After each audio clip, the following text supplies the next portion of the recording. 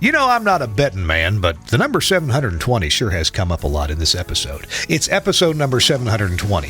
One of our engineers is an engineer for an AM station that's 720 kilohertz on the AM dial. The other engineer is an engineer for a station that's also at 720 kilohertz on the AM dial. 720 three times in one show. What could it mean? Bill Murdoch and Pierre Lonewolf are with us for an interesting show about AM transmitter sites. It's coming up next on TWiRT. This Week in Radio Tech is brought to you by Broadcasters General Store with outstanding service, savings, and support. Online at bgs.cc. By Broadcast Bionics with the Bionic Studio, including talk show control, social media, and visual radio. Broadcast Bionics brings exceptional audience engagement to radio and TV. By Angry Audio. Audio problems disappear when you get angry at angryaudio.com.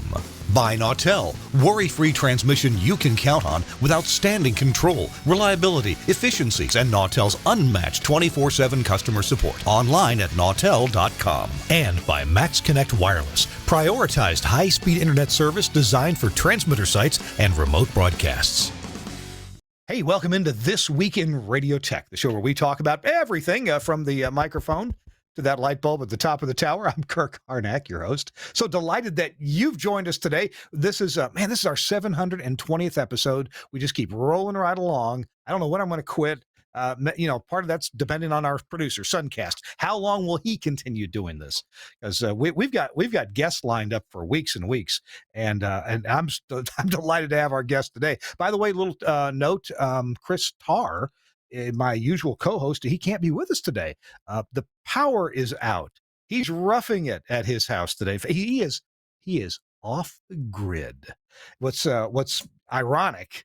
And this has happened at my house too. But what's ironic is Chris's power is out because the tree trimming crews that trim the trees so they don't bend over and knock the power out during a storm.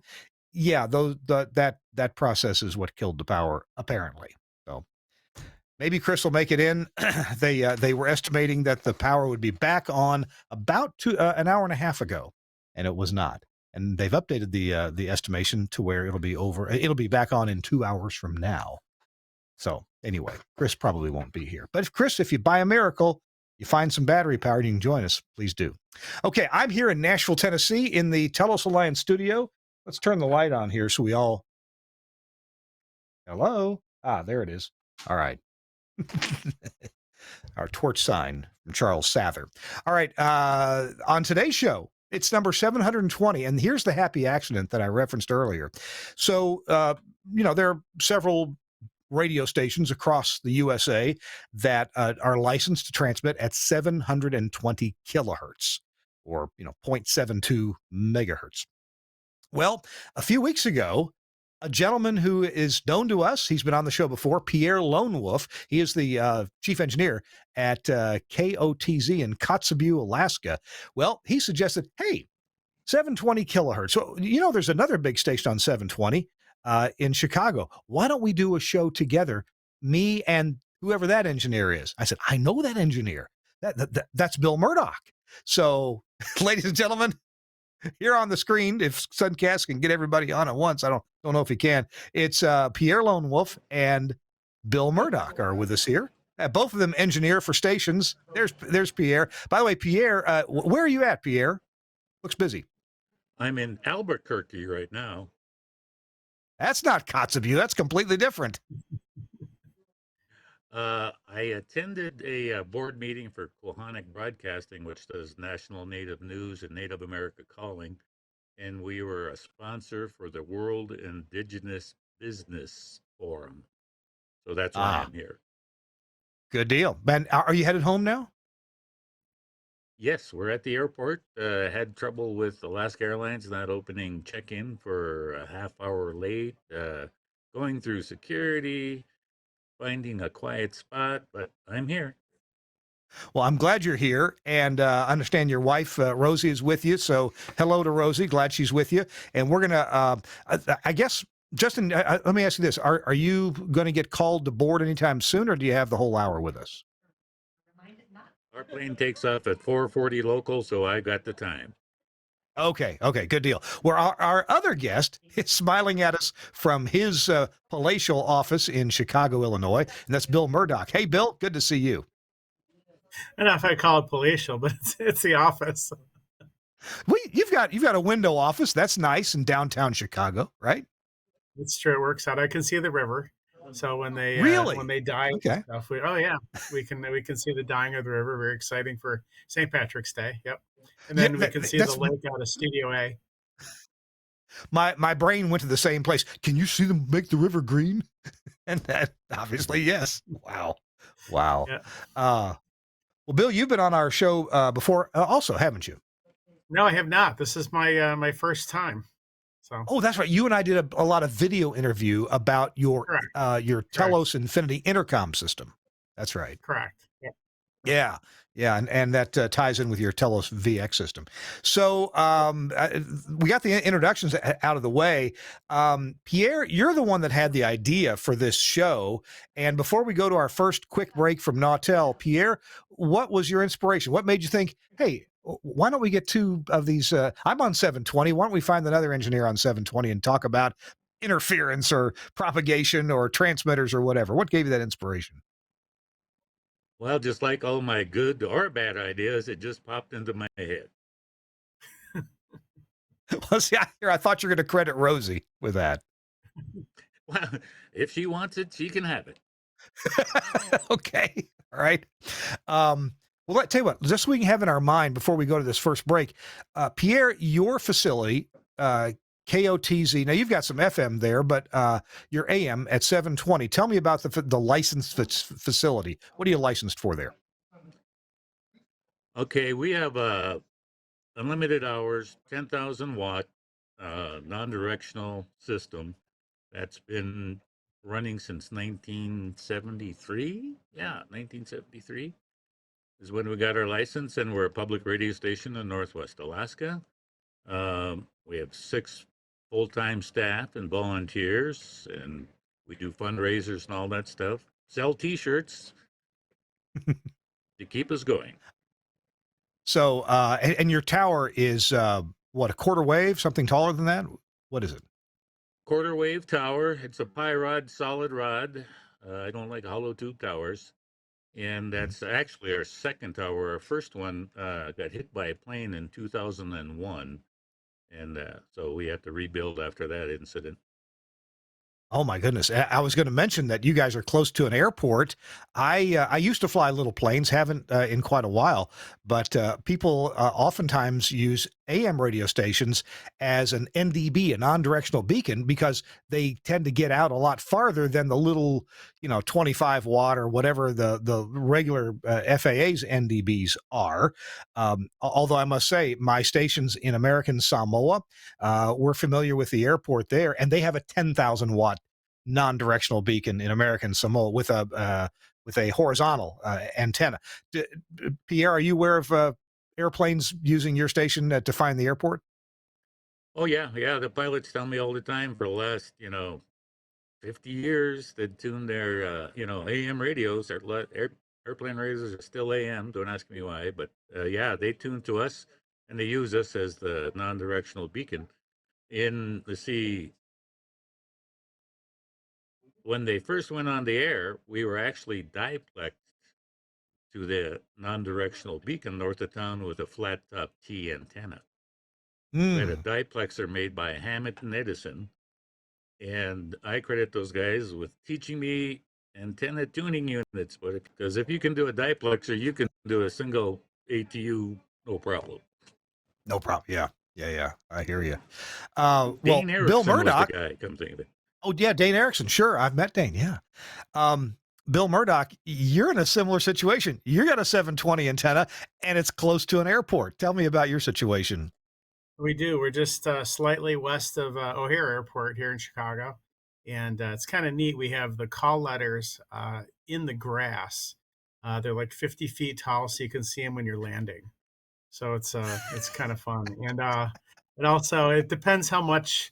We've kept the grass clean around where they're at, but it's kind of neat. They're concrete blocks that are in the grass with rocks in the middle. But and if you go to Google Earth, but if you have to go through the different time, like, and you could go through the different time frames, and you can see the letters in the grass. So it's Wow. pretty wild. And I might steal that idea. yeah, and even Steal to that the idea. left of it, there's an arrow, and it's got the latitude and longitude, pointing at the tower. So it's kind of neat, and it's all it's only just the 4 digits of the latitude longitude. So you Yeah. just have Yeah. degrees and minutes, no seconds. So it's kind of neat. Hey, Bill, we'll fly a drone, take pictures, and do another show from your transmitter site if you will arrange block letters to say "Welcome to Milwaukee." Or do you want the This Week in Radio Technology on there? TWiRT logo would be fine. And then at KOTZ, what could you put? Welcome to Gnome. I'd have to figure that out. It'd have to be via 17 panels or sheets or something. They'll be black for winter, white for summer. Oh gosh! All right. Well, if you did solar okay. panels, maybe those would melt then. So what? I'm sorry, I didn't hear the first part of it. What? If you did them in solar panels, they may keep the snow off. Would they melt or not? We have 1.2 megawatts of solar panels right around us. Well, see, they should get rearranged to spell something interesting and useful. I'll bring that up. I'm on the board of directors of the co-op, so I'll bring that up. Somehow, I think that won't be a priority. But anyway, they used to paint the name of the town on the water tower, and that had to be for the pilots, right? Mm-hmm. Welcome to Smithville, or something, or just Smithville. Unless you're in northern Kentucky, then it's Florence, y'all. Or there's a little town in Mississippi where there's two identical water towers, a couple 100 feet apart from each other, and one says hot and the other one says cold. That's cute.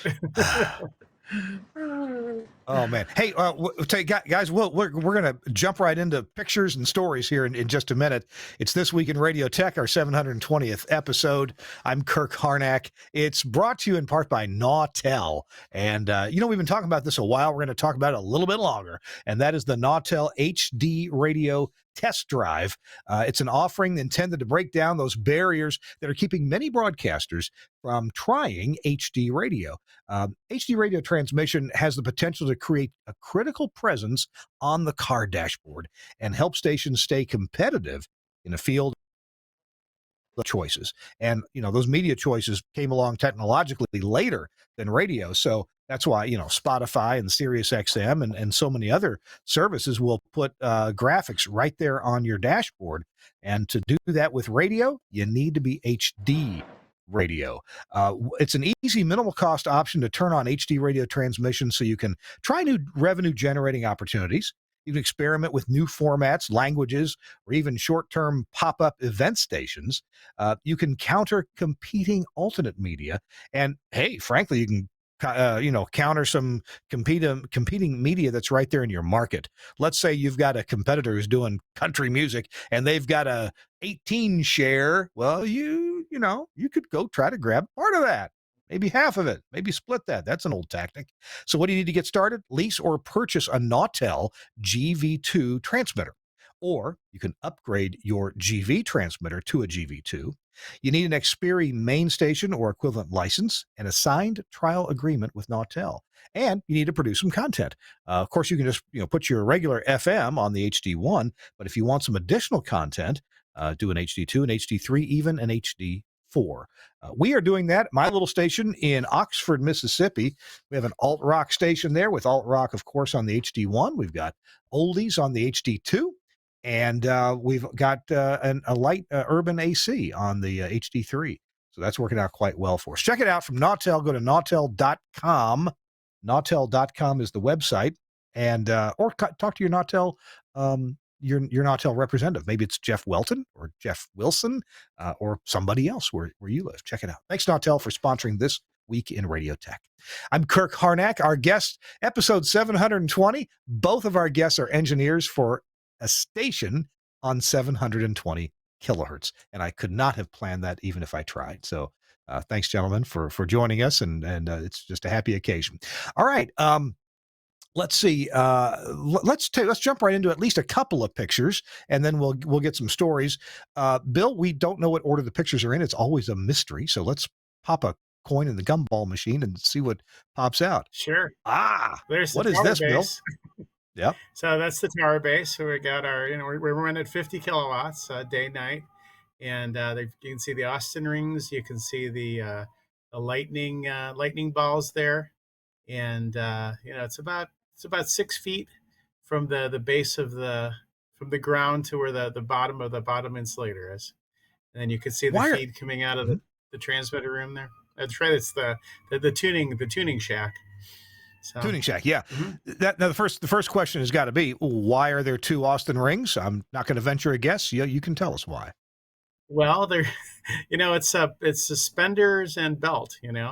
One predominantly feeds the beacons, and the other predominantly feeds the side lights. So we've got 2 beacons, and each of the beacons has 2 620 watt bulbs in it.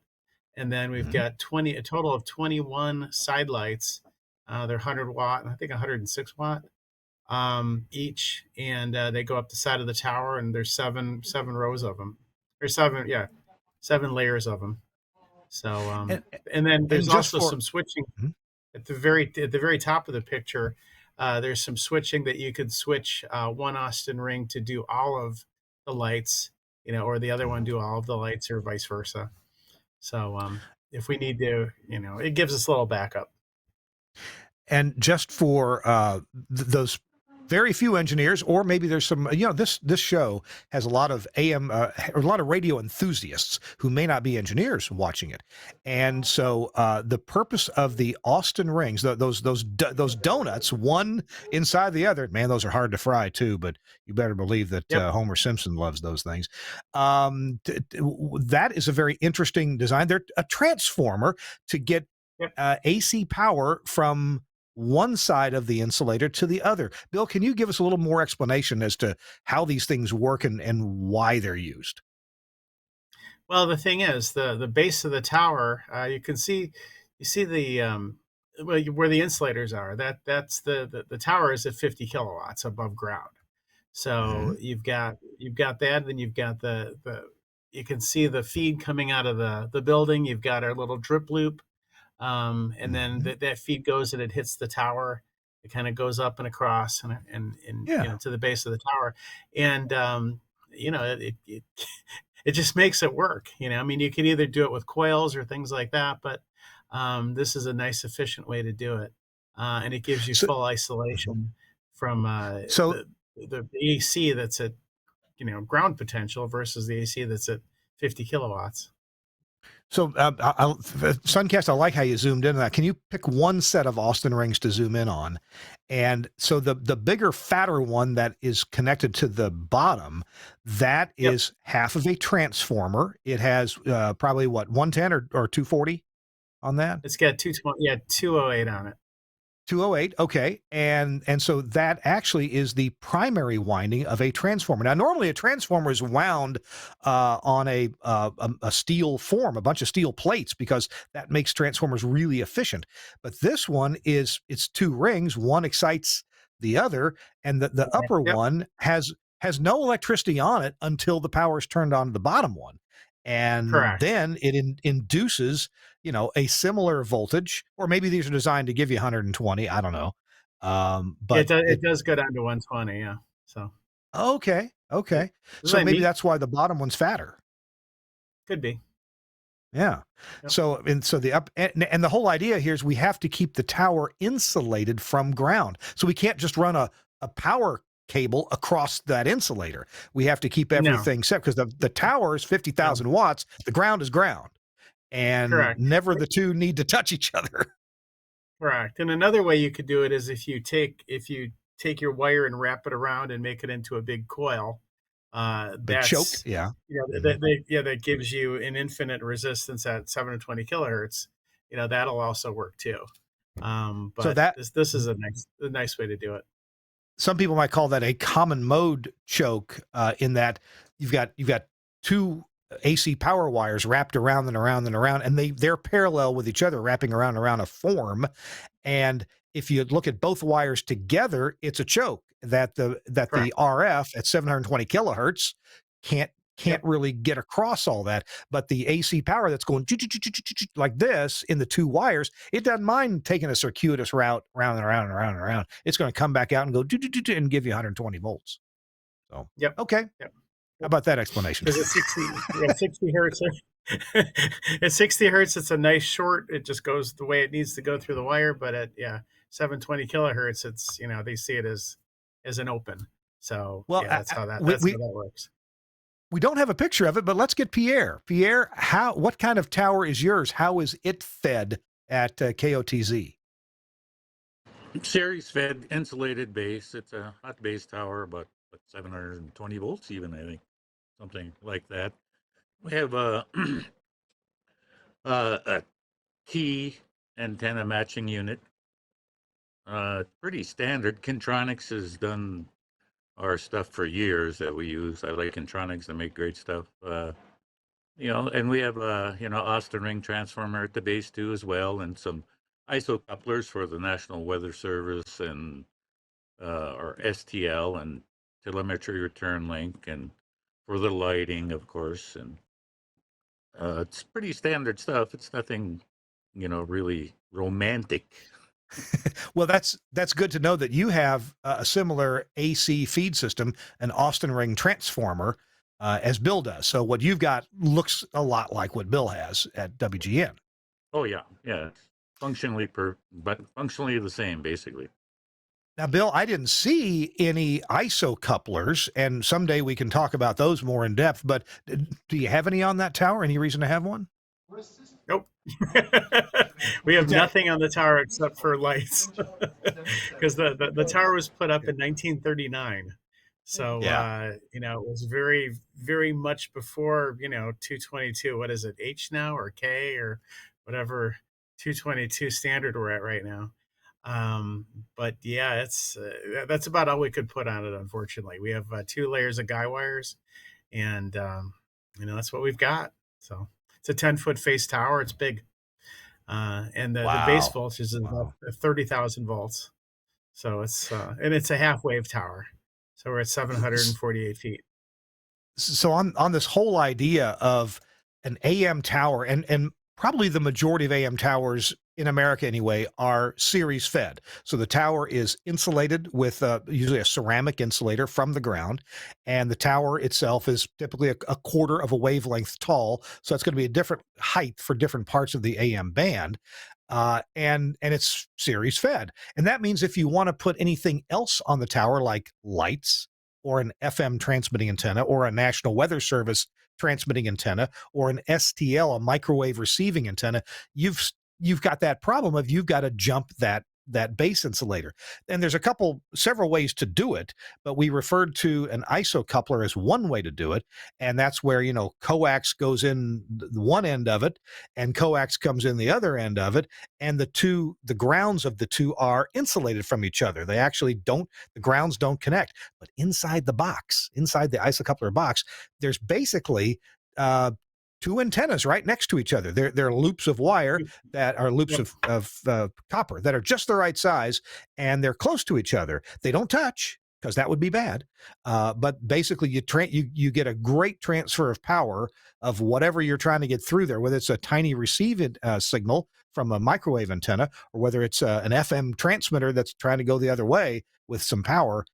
We'll have a whole show on ISO couplers someday. I think they're fascinating.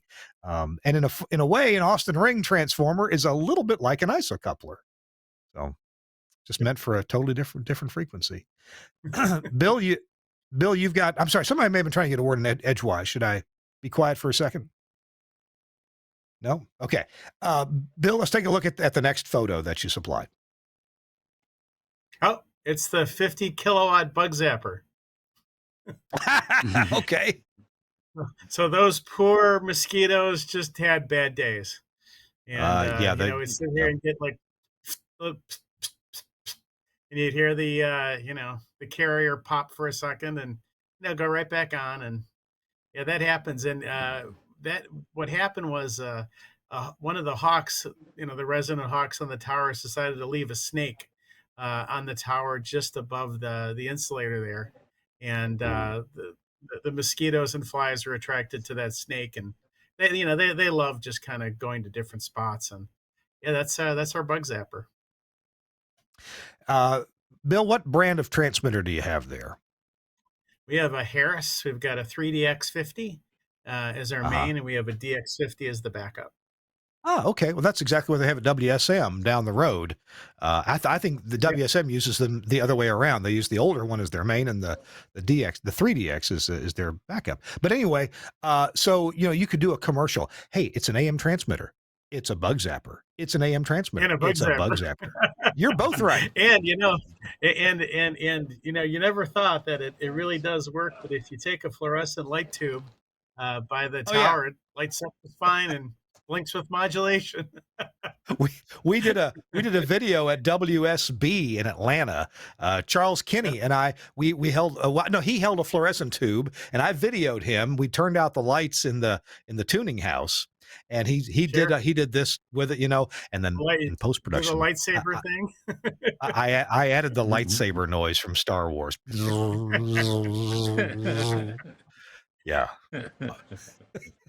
Luke, I am your tower. All right, Pierre. Let's see. I wanted to ask you. You have lightning balls on your tower too, right? Oh yeah, we do too. Yeah, they stay pretty clean actually. We have the the wind, and the rain, and blows everything off, and it cleans it. And of course, in the wintertime, the snow covers the whole thing and kind of melts a little cave in there. So I may once in a while get a short across the gap, but boy, I can't remember the last time that happened. Well, let me ask you both what you think about this notion. I know at WSM, their tower is just about 5 miles from where I'm sitting here, and it's that one of those big Blaw-Knox diamond-shaped towers. The insulator's like, I don't know, 6 feet tall. It's 3 foot insulators, really big. Of course, they have a lightning ball gap there. And years ago, when I visited them during the summer, the hot summertime, they had like a hair dryer that wasn't turned. The heating element wasn't turned. It was just blowing air, and they had cable tied it to the ground side, and they were blowing air across the lightning balls. This was when Watt Hairston was injured. What's going on? Why are you blow drying the lightning balls? And after he probably made some untoward comment about anyway, he said, well, we get so many bugs and gnats and mosquitoes here that sometimes they kind of build up and they just form an arc that continues. And that the transmitter, sits there and stutters. Have you guys found anything like that going on? Not me. It's we have a lot of mosquitoes, And ours was mainly due to the snake incident on the tower. So the snake, the snake incident. Wow. Hey, we'll tell you what. Let's look at one more picture, and then we'll take our next break. What Suncast? What you got for us next here? Oh, that's pretty. What's that? Yeah. So you can see the transmitter side on the right there, and then there's the transmitter building, and there's another transmitter. Same side of the same. That's a summer versus winter picture there. So sure. There's the tower. The main tower is out back to the left, and the STL tower is on the right. And the STL tower, it's kind of hard to see, but it has a skirt on it. And what the skirt does is it detunes that tower so it doesn't re-radiate the signal. So it keeps our pattern, circular. So that's pretty neat. So, and I should mention, if you ever go to an AM tower site or you see towers in the near vicinity of an AM tower, they may have some wires coming down the side, and the wires typically are insulated at points on the way up, but then they're often tied to the tower up above, and sometimes there's a tuning unit. Well, usually there would be a tuning unit at the bottom. Like you can see on the little box at the bottom of the tower on the right side there, little white box. Oh yeah, there it is, that white box. Sure. Sure. Yep. And there are two purposes. One is to kind of make the tower look invisible to the AM radio waves that are coming from the other nearby tower. We want this tower to not be a tuning fork in the air, so to speak. We want it to look invisible. But the other use is, instead of a series fed AM tower, you can have a skirt fed or a folded unipole AM tower. And in that case, we actually are trying to make the wire and the tower resonate together, so that they present a proper, a decent impedance to the transmitter at that frequency. So these skirt wires can serve a couple of different purposes, right? Yep, that's true. And another thing, that if you look at on the picture that you're on now, you can see those little poles that go across. Left to right. There's 3 poles there. That's an open wire transmission line. So it has 4 wires on the outside of the transmission line, and then 2 wires in the center part of it. But that's going over to the aux tower. So back in the day, with 720 being such a low frequency, you can get away with having 6 wires in the air to be able to feed your towers. The critters don't seem to do too well with it, though, because back in the day they used to have to take raccoons out of there every so often because they get Sure. zapped. But now we're using all underground coax to get to the towers. Okay, but you left the open wires up, even though you're using underground. It costs money to take stuff down. Yeah, well, it's nostalgic too. And you know what? At WSM in Nashville, I think they left their open wire up, even though I'm pretty sure they're using underground coax now. But okay. Sure. Hey, we're having a blast talking to Pierre Lonewolf, who's in the Albuquerque airport, and Bill Murdoch, who is at WGN in Chicago. It's episode number 720. We're talking to engineers from 2 different AM stations that are 720 kilohertz, and that was just a happy coincidence. Our show is brought to you in part by Angry Audio. Angry Audio, man, they makes a lot of cool stuff, and I think we're going to bring up a page of a lot of the gadgets that they make. If you're building a studio, and by the way, I'm building a couple of studios in Hawaii in December, and we just ordered a bunch of Angry Audio stuff for Hawaii, a bunch of headphone amps, and also some what they call mic drops. The mic drop is this beautiful little gadget that you drill a hole, you plop it into the countertop, and it is a cough button. But you know what? A lot of engineers don't know this. You can't just put a short across the mic feed and expect that to be a good way to mute the mic. And Mike Dosh, the owner of Angry Audio, Mike could tell you all about why that doesn't work very well. It actually easily makes a pop or a clip, even if you're not using phantom power.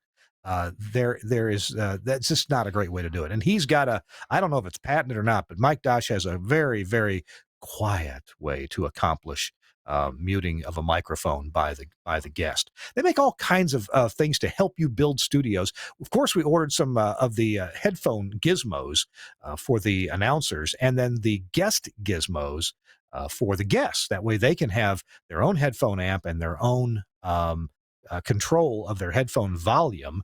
And then we can also take that button that's on the guest gizmo, you may see it in the bottom of your screen there, and we can allow the talent to turn their mic on or off, or use it as a mute button. The Logic will let you do either one.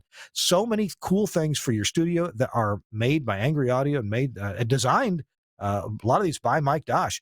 The CS6 software processor, the signal light gadget, these studio signal lights. This is a great deal. Oh my gosh, don't pay thousands for these stacks of lights. Pay a lot less from Angry Audio. And then the audio processors like the C4 and the Smooth and the Rebel mic processors, all available from Angry Audio. Check them out. The website is angryaudio.com. You can get their stuff from any of the typical broadcast dealers. Almost everybody carries Angry Audio stuff. And don't accept a substitute. Some people are trying to knock off the Angry Audio stuff. I wouldn't go for that. Also, our show brought to you by Max Connect. Max Connect started out, with the whole wireless project, giving you prioritized cellular data, so you can have a stadium full of people and you still get good data on your cell phone connection, your data connection, so you can do your remote broadcast, whatever you need to do. And if you have a transmitter site, for example, that is not served by any other means. I mean, I know we got SpaceX now, but you may want to check into Max Connect. You get a fixed IP address, and that might be very important to you. Let's say you've got one of those Burke 600X plus units out there at the transmitter site. You probably want a fixed IP address to talk to that. Well, that's where Max Connect can really help you out. They also have a whole bunch of other services at Max Connect. Go to their website and find out about these services. If you need a studio built, you need a renovation of your transmitter site, you need a new remote control system put in that makes things very automatic. You basically want your life to get better, so you don't have so many problems with your transmitter or studios. Talk to Max Connect. They have very qualified engineers who have done these kind of projects over and over and over again, and they can really help you out. Oh, and as we're being reminded on the screen, they do repairs too. So if you need something repaired, well, either they do it or they'll send you to the people who do. Max Connect at maxkonnect.com. Hey, I'm Kirk Harnack here in the Telos Alliance studio in Nashville. Chris Tarr is living off the grid today, and not by choice. And we're here with Pierre Lonewolf at the Albuquerque airport, and also Bill Murdoch in this WGN studio. I got to ask Pierre a follow-up question. Pierre, you mentioned snow, and you mentioned the lightning balls making a little cave that the snow, got melted around. Tell me about snow and your AM transmitter side. What's that like? Well, it's easy to walk through the gate when the snowbank's over the gate. So that's some of our snow. What usually happens is the winter we'll get blizzards and the snow blows. It'll cover up the base of the tower, basically. And what happens, I used to worry about it, but what happens, you got to remember that snow is fresh water, basically, with a little bit of dust in it. So what happens then is that when the snow covers it in a blizzard, the isolation transformer heats it up enough so it makes a little cave underneath over where the isolation transformer is, and it keeps itself happy. Plus my feed line from the transmitter does the same thing. It's all under the snow and it's warm, so it kind of melts its own cave out to the transmitter and up and all that stuff, so I don't worry about it anymore. Does snow ever knock you off the air such that you have to go clean the snow away from something? When it's wet snow and sticks to the tower and turns to ice, I've had that maybe once or twice. Sometimes what happens in the Arctic that in January, February, it'll turn 34 degrees and it'll start raining and snowing. And that's when you can start getting troubles with that. The guy wires start loading up, the tower starts loading up, and that's when we have problems. Then basically what'll happen, we just let it sit, because then you wait till it gets cold again. And if there's any ice buildup where, across the isolation transformer of the Johnny Balls, then I'll go out and gently remove it. And then we're back in operation, because basically water is an insulator, fresh water anyway. Now I'm talking to Pierre as if he's the only one in the conversation here that gets snow. But Bill, you're no stranger to snow at WGN, that big field on the west side of northwest part of Chicago. What are your snow troubles? That's true. It's not too bad, but yeah, like Pierre was saying, the freezing rain is what'll kill you. Because once it freezes and it rains and it freezes, it rains and freezes, you get a layer of ice on the tower, and then you're in trouble. We've had one night where I had to spend the night out of the transmitter, and it started snowing, and we ended up having, I think, 20 inches of snow, but it was the wet, heavy snow, and it was blowing from the north, and it's a matter of keeping it clean, and we did have snow go all the way up up across the insulator and everything else. So we went to the backup tower, and then grounded the big tower, cleaned it off, and then we could put the big tower back on again. But it's nice having the aux tower there, so we can switch to it if we need to. Sure. Sure, understood. It seems like a number of the 50 kilowatt, the big clear channel stations have an aux tower. I know they do down the road here at WSM. They don't like going to it because, their aux tower won't handle 50 kilowatts. Bill, will yours handle the full power? Oh yeah, yeah, it will, but it's a shorter tower. It's only 250 feet, Yeah. so it's significantly. We're running. I think we get 63.8 amps of RF current on that tower. Hmm. So it's got some big coils. Oh, wow. Mm. Wow. Oh, my goodness. Now, Pierre, you don't have a backup tower, do you, for your AM? No, we don't. No, it's just it'd be way too expensive, you know. So Yeah. that was one of the reasons why we got our little low power FM in Kotzebue in case it went off, you know. And we have translators in all our villages, and we have a web stream, so you know that was it was cheaper to do it that way. And I Yeah. take it the FM that's in Kotzebue, that's on a different tower. Is that in town? Yeah, it's in our studio tower. It's a 80-foot tower, Oh, okay. and it's just you know a cross dipole antenna, 100 watts. Let's look at a couple more pictures here that Bill has supplied. Speaking of snow. Yep. And there's the aux tower, and there's my my cross country skiing over to the aux tower. Oh, my You gotta goodness. buy The you seat a over snow there. machine. Yeah, it's not that far. It's only it's only like 600 feet across to get over there, so it's not too bad. Do we have any more pictures, Suncast? Oh, yeah. Okay, Yeah. what's this? So there's the big one and the little one we painted this summer. So we painted the little one and we painted the top band of the big one this summer. We've got a where we will paint a couple three bands of the tower every year, and then do the other tower the next year, and then after 5 years you're starting back at the top again. So kind of like what they do with the Golden Gate Bridge, paint and go, paint and Mhm. go. If they're on the tower painting the backup tower, the short one, Yep. do you have to make any adjustments to your transmission power on the big one?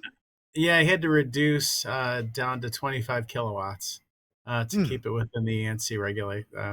And also, well, it's fine for ANSI, even for the workers limit and for the non-worker limit. But we're getting sparks and things like that. So let's we'll be nice to the guys. So Oh, yeah, wow. we do reduce power, and it doesn't really affect us that significantly to reduce the power when we're especially in the metro area. You lose coverage obviously in the fringe areas, but that's worker safety is very important. So we make sure we do that. Bill, earlier you referenced your ground system as being extra big and made with some extra copper. Tell us about what's under the ground there. Yeah, it's typically your ground systems would go out a quarter wave. And for us, that would be about 300 feet, and these go out 900 feet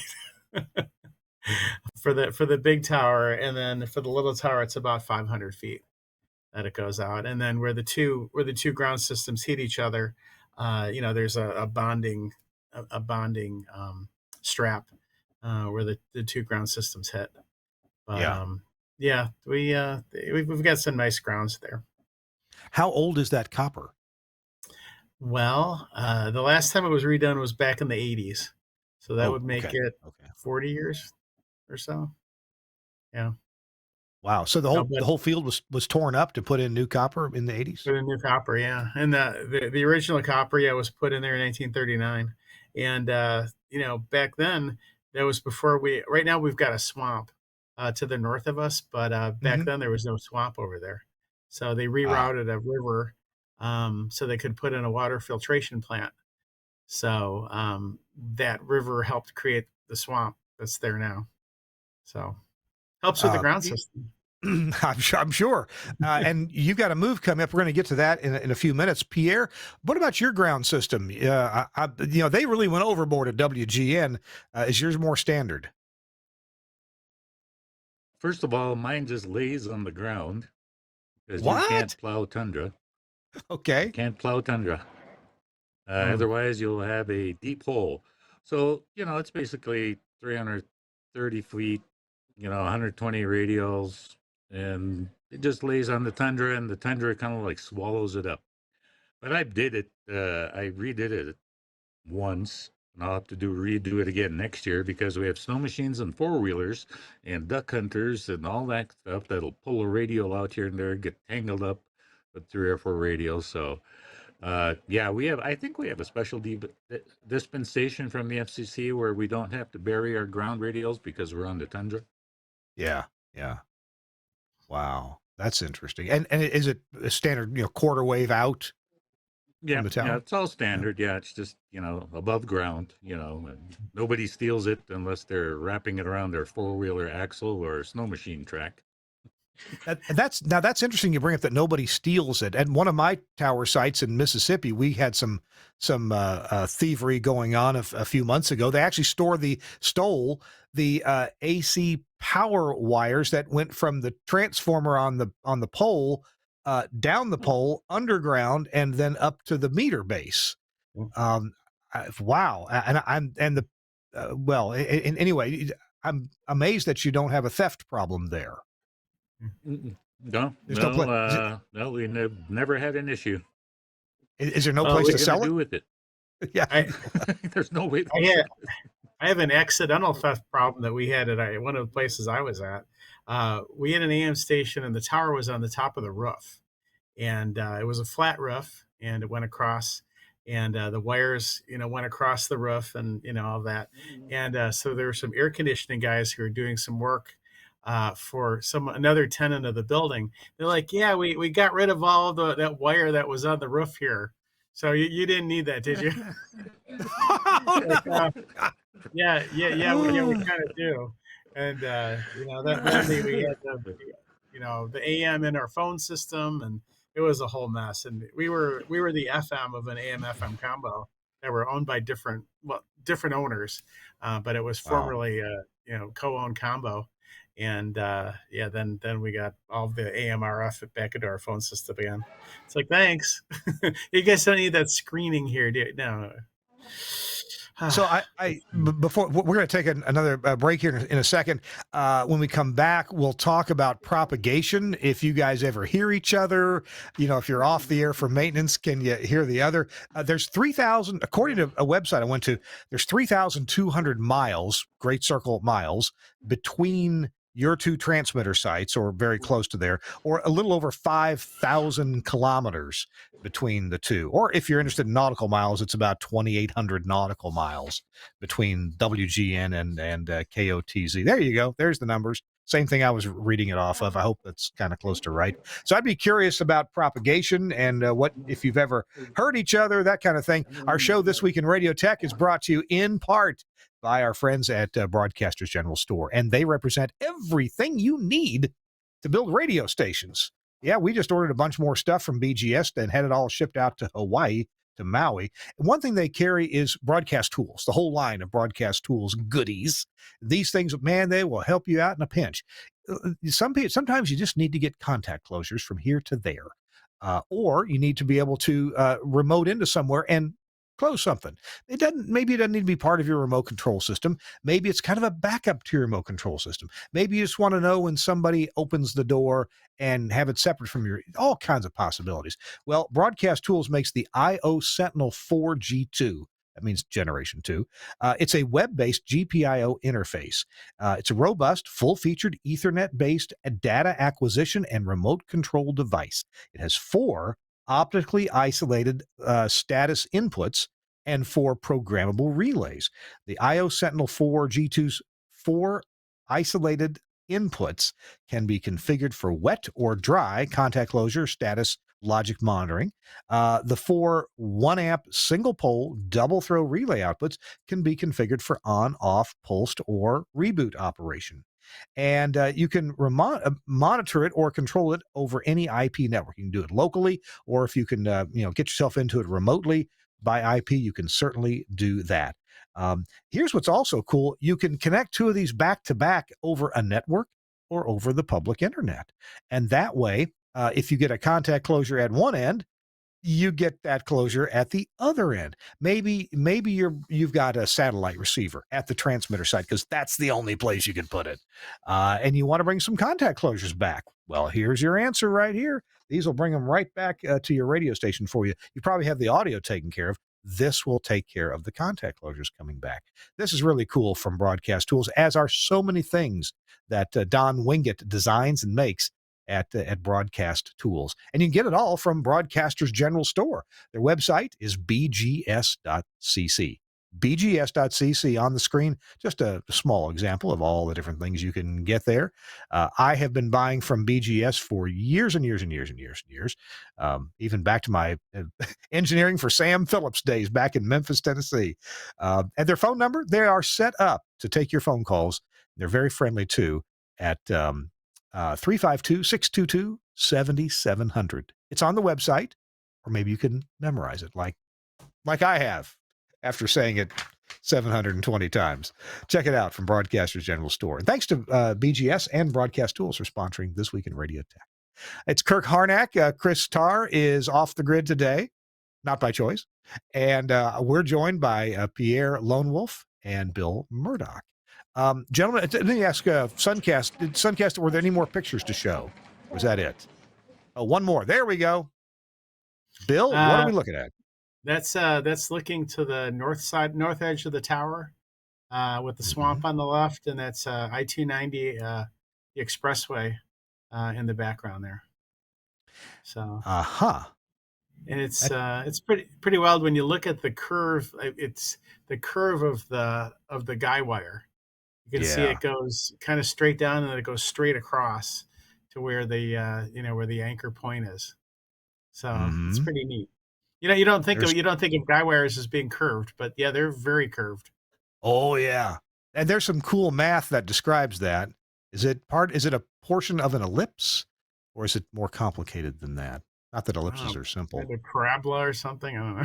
Right? Yeah, maybe that. I don't know.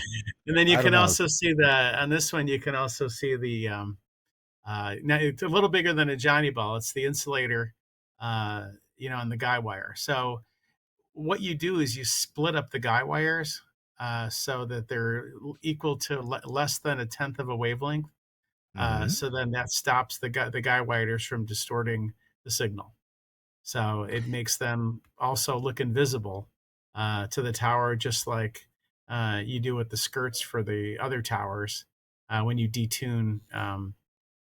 If you detune a water tower or a grain elevator or other metal object near your tower to keep it from distorting your signal. I'm glad you said that. We've never, I don't know if we've ever done a good explanation of AM guy wires. And if you're traveling, friends, and you see a tower, you can determine pretty quickly if it's likely an AM tower, because if it has, little balls, and I don't mean the big orange balls that keep planes from hitting it. I mean, these breakup insulators along the guy wires, it's probably an AM tower. And if it doesn't have any insulators breaking up the guy wires along the way, it ain't an AM tower, because those are going to re-radiate signal like crazy. And that's not what you want. That would be just a circus. A circus of RF. And then also across those we have some chokes that prevents excessive voltage buildup, because on some towers you'll hear like a banging as the voltage jumps across the Johnny balls, or it jumps across the insulators. So especially when a thunderstorm is near. Exactly. Yeah. Some towers it goes. Oh wow! It's the wildest thing. So, Wow. But with the chokes, that diminish it. Actually, that keeps them from the voltage from, getting so large that it jumps. Now, I'm hoping Pierre has a story waiting, but Bill, I'll go ahead and ask you if you could fill us in on. You've got a move coming. You're going to move the tower, but not very far. And right now we've got a construction permit out to move the tower northeast about 400 feet. So that what that'll do is, give us a little more space to the south side of the tower, which could be a real estate opportunity for people. Mhm. And that also would give us the chance to put up a new tower that meets all of the current specs. So, and they can also we've designed it for being able to put a couple of FMs up there, and other various services and gear that we really can't do right now with the way the tower is, because like I said, it was put up in 1939. So, and we spend quite a bit of money every year, scraping and painting it. So that'll Yeah. eliminate some of that for a few years. So, So, but and actually, that's another question that ties into that.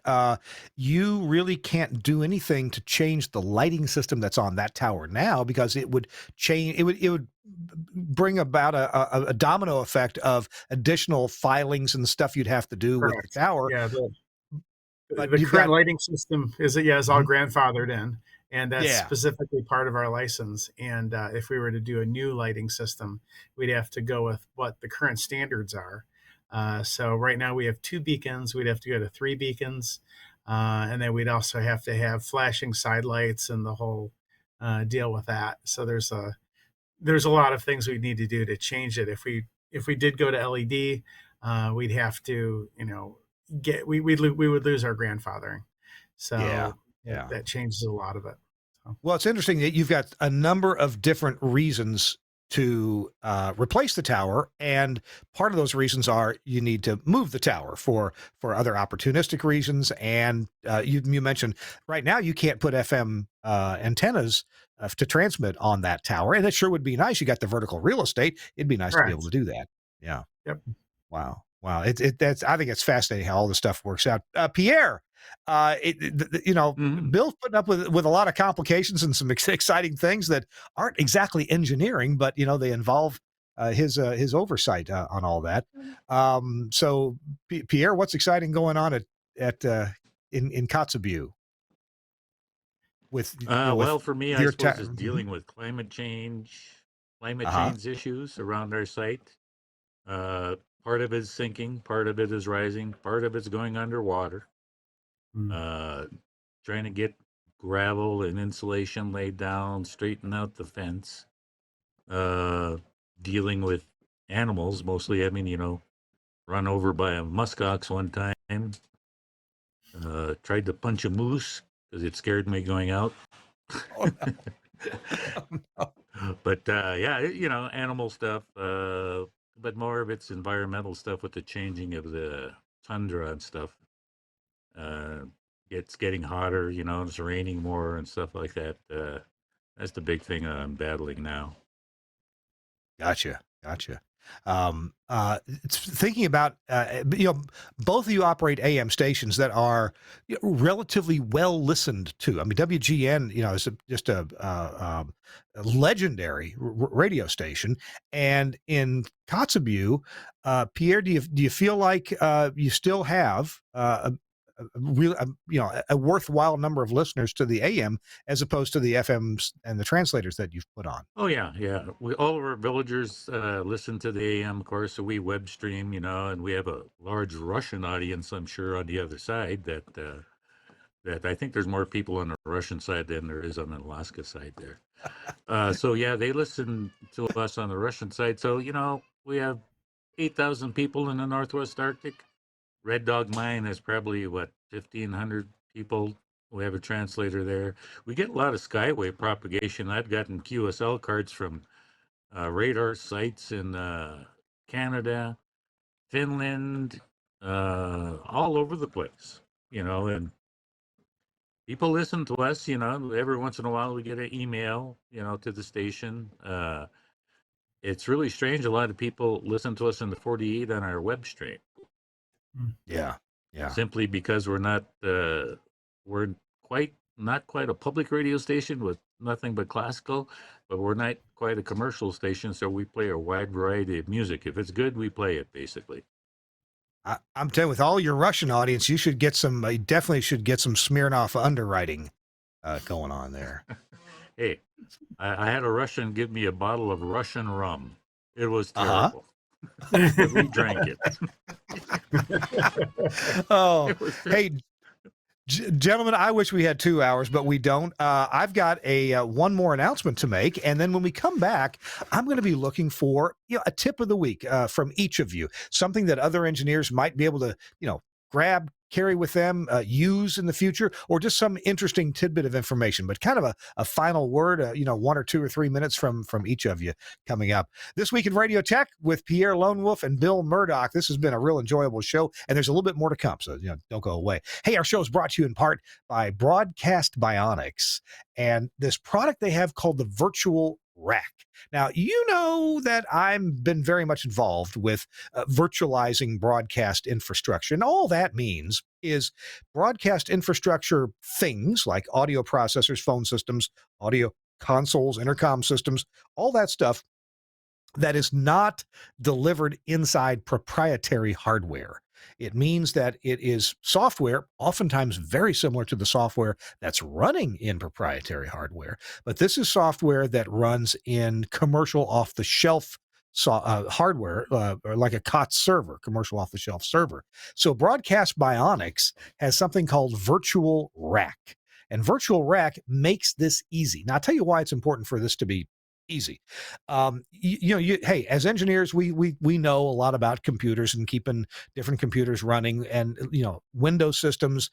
Some of us some of you, not me, some of you are very good at Linux systems. I'm pretty good with Mac OS, and I'm okay with some server hypervisors. But one thing that I don't know much about, because it's actually a little bit difficult to learn, is a Docker environment, where you have Docker containers that are running in a Docker runtime environment on a Linux machine. Now, this is what the IT industry is going to. I've told the story, before of meeting a guy who runs a big server center, a big data center here in Middle Tennessee, where I live. And I asked him, "You guys use any of these Docker containers yet?" And he said, "That's all we have. Everything we do is on Docker containers." So Docker containers is great for transactions and microservices. Well, Telos, as well as a couple other companies, Sound4 and 2WCOM, have made a number of products that give you the equivalent of an audio console or a codec or a phone system or an audio processor. And it's a little complicated to get this stuff installed and working well. In fact, you can pay our experts at Telos to do that for you, and that's what most people do. But here's another approach. Broadcast Bionics is making the Virtual Rack. It comes delivered. It's a server, a couple different sizes available. It comes delivered with this front end that you can use, and it's very friendly. It's kind of like an app store. You browse into the Virtual Rack. You choose the things that you want to install. Hey, I need 2 audio consoles. Hey, I need 2 audio processors. Oh, I need some codecs. I need a phone system. You click all those things. You hit go or apply, and the Virtual Rack goes out and installs the latest versions of all these products. Now, they're still not licensed. You still have to do that. In other words, you got to pay the piper. You got to pay the people who wrote the software that you're installing. But you get it licensed, and wham bam, it works. And it sets up all the IP addresses that you want. It sets up the audio over IP network inside the server for you. It's so absolutely brilliant and easy. And there's even systems available inside for failover. So you could buy 2 of these Virtual Rack servers and have automatic failover. Just absolutely brilliant stuff. So check it out. The website is Broadcast Bionics. You can Google that, Broadcast Bionics. At the bottom, there's some videos you could watch about applying this, how it works in real life. And there was even a TWiRT episode a little over a year ago with Dan McQuillan describing and showing how Virtual Rack works. Check it out from Broadcast Bionics at bionics.co.uk. Thanks a lot, Broadcast Bionics, for sponsoring our show. All right, we got a couple minutes left here with Pierre Lonewolf and Bill Murdoch. Pierre, I want to hit you up first in case your flight decides to take off. What words of wisdom would you like to leave with all of us, please? Okay, probably more of an engineering philosophy. Buy quality equipment the first time around. Install it right. Find your replacement now, especially at my age. A good IT kid will save you a lot of problems. And if you don't own a solid state transmitter by now, you're losing money. Wow. I'm going to write those. That is great advice. I'm going to put those in the show notes with bullet points. Here's Pierre Lonewolf's bullet points. And Pierre, your first one about buying quality equipment, that means I probably need to cancel my order on Temu for a transmitter and an antenna, right? Yeah, those China ones, Yeah. I've I'll seen tell some you a rough story, stuff. though. Yeah, go ahead. Yeah, right before the COVID thing, we ordered 10 or 12 VS300s right before the new little blue box came out Uh-huh.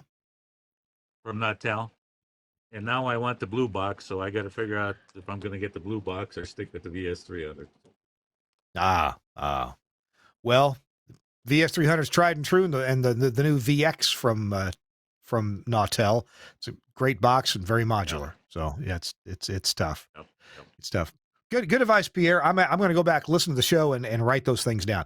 Okay, Bill Murdoch from WGN. What words of wisdom would you like to leave us? I'm going to go in a different direction. For the sake of the industry, we need to be as aggressive as we can now about the AM for Every Vehicle Act, because it's the time that we're in lame duck. We'll be in the lame duck session pretty soon.